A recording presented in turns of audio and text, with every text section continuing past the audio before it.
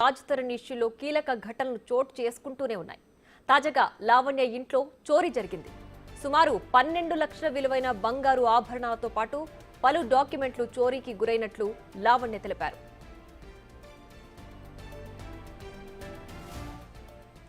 ఈ చోరీపై పలు అనుమానాలు వ్యక్తం చేశారు లావణ్య. రాజ్ తరుణ్, మాల్వి మల్హోత్రపైనే అనుమానం ఉన్నట్లు తెలిపారు. తాను జైలుకు వెళ్లక ముందు ఇంటి తాళం తన వద్దే ఉన్నట్లుగా తెలిపారు. తనకు ఎలాంటి ఆధారాలు లేకుండా తాళిబొట్టుతో సహా పలు ఆభరణాలు, డాక్యుమెంట్లు కూడా తీసుకుని వెళ్లినట్లు లావణ్య తెలిపారు. 2 రోజుల క్రితం ముంబైకి వెళ్లి రాజ్ తరుణ్ దగ్గర నుంచి తాళం తీసుకుని వచ్చిన తర్వాత ఇంట్లో చూసేసరికి బంగారు ఆభరణాలతో పాటు డాక్యుమెంట్లు కూడా లేకపోవడంతో షాక్ గురైనట్లు లావణ్య తెలుపుతున్నారు. దీంతో నార్సింగి పోలీస్ స్టేషన్లో ఫిర్యాదు చేశారు లావణ్య.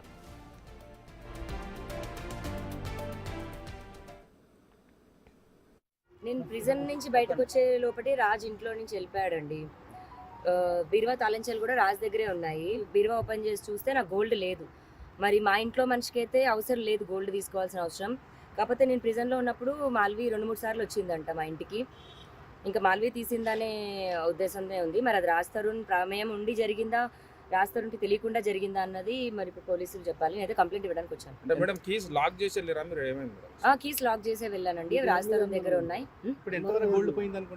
ఒక 10-12 lakhs గోల్డ్ అండి. నా మంగళసూత్రం అదే పుస్తల తాడు కూడా ఉంది అందులో. అదే ఒక 4 తులాలు ఉంటుంది. సో నేను ప్రిజన్కి వెళ్ళేటప్పుడు ఇంట్లోనే పెట్టేసి వెళ్ళాను. తాళంచెలు రాజ్ తరుణ్ దగ్గరే ఉన్నాయి. నిన్న కూడా రాజ్ తరుణ్ నాకు మళ్ళీ కీస్ ఇచ్చాడు. టోటల్ ఎన్ని కీసులు ఉన్నాయి మేడం? 2 sets రాజ్ దగ్గరే ఉన్నాయండి. ఆ సెట్ ఏదైతే ఉందో రాజ్ దగ్గరే ఉంది. మరి నా మనిషికి అయితే తన బంగారం తను తీసుకోవాల్సిన అవసరం అయితే లేదు.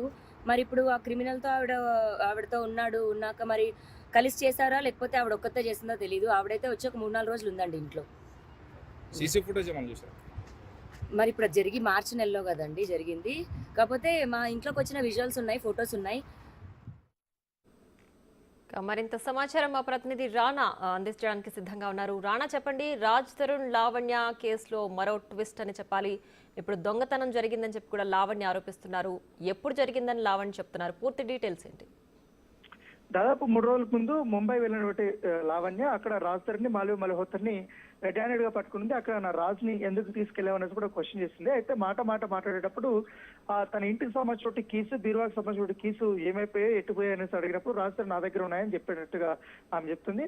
అక్కడి నుంచి తన బీరువా కీసు రాజ్ తరుణ్ లావణ్యకి ఇచ్చినట్టు, లావణ్య ఇటు హైదరాబాద్కి వచ్చిన తర్వాత దాంట్లో తనకు ఉన్నటువంటి ప్రాపర్టీకి సంబంధించినటువంటి డాక్యుమెంట్స్ కానీ, తర్వాత ఈ గోల్డ్ కి సంబంధించినటువంటి ఆర్నమెంట్స్ చాలా వరకు ఉన్నాయని, అవి ఓపెన్ చేసి చూస్తే ఒక్క ఆర్నమెంట్ కూడా లేకపోవడంతో ఆమెకి అనుమానం వచ్చి రాజ్ తరుణ్ కి ఫోన్ చేస్తే ఫోన్ కూడా లిఫ్ట్ చేయలేదు. దీంతో ఖచ్చితంగా మాల్వి మల్హోత్రా గానీ రాజ్ తరుణ్ ఎవరో ఒకరిద్దరు తీసుంటారన్న ఉద్దేశంతో కంప్లైంట్ ఇవ్వడానికి ఆమె వచ్చినట్టుగా తెలుస్తుంది. అయితే నేను జైల్లో ఉన్నప్పుడు అప్పుడు దాదాపు 3-4 సార్లు మాల్వి మల్హోత్రా ఇటు రాష్ట్రంలో ఉన్నటువంటి రూమ్ కి వచ్చినట్టుగా, విల్లాలోకి వచ్చినట్టుగా, ఆమె ఆ రూమ్ లోకి వెళ్ళినట్టుగా దాంట్లో ఉంది. నేను అదే విషయంపై నేను అడిగినట్టుగా ఆమె చెప్పినప్పుడు బస్సు. అయితే తనకు సంబంధించినటువంటి గోల్డ్ కానీ, డబ్బులు కానీ, లేకపోతే ఈ డాక్యుమెంట్స్ కానీ ఇవన్నీ ఏమీ లేకపోవడము, ఎవరో తీసుకుపోవడం, ఖచ్చితంగా మరొక వ్యక్తి వచ్చే అవకాశం లేదు. కీసు ఖచ్చితంగా రాజ్ తరుణ్ దగ్గర ఉంది కాబట్టి రాజ్ తరుణ్ కు ప్రమేయంతో లేకుండానే మాల్వి మల్హోత్రాని తీసుంటారు, లేకపోతే రాజ్ తరుణ్ ని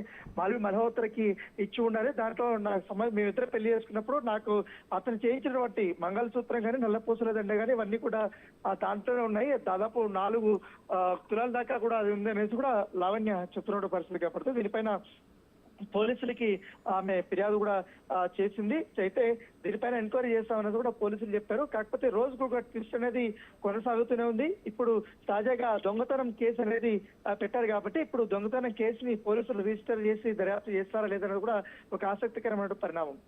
రైట్ రానా, అయితే లావణ్య ఆరోపిస్తున్నట్లుగా ఇప్పటి వరకు అయితే దాదాపు 10 నుంచి 12 లక్షల విలువైన సొత్తు అయితే చోరీకి గురైందని చెప్తున్నారు. అందులో నగదు ఎంత మొత్తం ఉంది, తాళిబొట్టు ఉందని చెప్తున్నారు, డాక్యుమెంట్స్ ఉన్నాయని చెప్తున్నారు.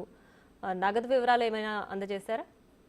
అంటే నగదు కాకుండా, డాక్యుమెంట్స్ కాకుండా ఓన్లీ గోల్డ్ కి సంబంధించి దాని విలువే 12 లక్షల పైనే ఉంటది అనేసి కూడా ఆమె చెప్తుంది. ఇన్ని తులాలను కాకుండా దానికి సంబంధించినటువంటి బిల్స్ కూడా నా దగ్గర ఉన్నాయి, అది కనపడటం లేదు, దాంట్లో కూడా నేను పెట్టాను. ఎందుకంటే ఇంకా అమౌంట్ గురించి పెద్దగా నేను పట్టించుకోను, కాకపోతే గోల్డ్ కూడా లేకపోవడం ఏంటి అనేది కూడా ఆమె క్వశ్చన్ చేస్తుంది. దీనిపైన ఖచ్చితంగా, ఎందుకంటే మూడో వ్యక్తి ఆ ఇంటికి వెళ్ళి ఆ బీరువా ఓపెన్ చేసే ప్రసక్తి ఉండదు కాబట్టి ఖచ్చితంగా ఇది తెలిసిన వాళ్ళ పని. ఖచ్చితంగా మాల్వి మల్హోత్రాని ఇది చేసి ఉంటుంది. ఎప్పుడైతే మాల్వి మల్హోత్రా ఎంటర్ అయిందో అప్పటి నుంచినే రాజతరుణ్కి నాకు మనస్పర్ధలు వచ్చి అప్పటి నుంచి మేము ఈ రకమైనటువంటి గొడవలకి దారి తీస్తుంది కాబట్టి ఖచ్చితంగా ఇప్పుడు మాల్వి మల్హోత్రా పైన నాకు డౌట్ ఉంది. రాజతరుణ్ దీనికి సహకరించారంటూ కూడా ఆమె కేసు పెట్టాడు కాబట్టి, సో ఆమె దగ్గర ఉన్నటువంటి ఎవిడెన్స్ ఆల్రెడీ గతంలో ఆమె చెప్తున్నట్టుగా జైల్లో ఉన్నప్పుడు ఎవరెవరు ఆ ఇంటికి వెళ్ళారన్న దానిపై సీసీ కెమెరా ఫుటేజ్ చూస్తే మీకు అంతా అర్థమవుతుందనేసి కూడా ఇప్పటికే పోలీసులకి ఆమె చెప్పింది కాబట్టి దాని దగ్గరగా ఇప్పుడు పోలీసులు కేసు నమోదు చేసి దర్యాప్తు చేసే అవకాశం ఏర్పడుతుంది. రైట్ రాణా, అయితే నా మనిషికి నా బంగారం తీసుకునే అవసరం అయితే లేదు అని చెప్పి లావణ్య ఆరోపిస్తున్నారు. అంటే రాజుని ఉద్దేశించి ఆమె ఆ వ్యాఖ్యలు చేశారా? ఇందులో ఇంకెవరైనా ఉన్నారా? కేవలం మాల్వి ఒక్కటే ఈ చోరీకి గురి చేసి ఉండొచ్చు అని ఆవిడ ఆరోపిస్తున్నారా?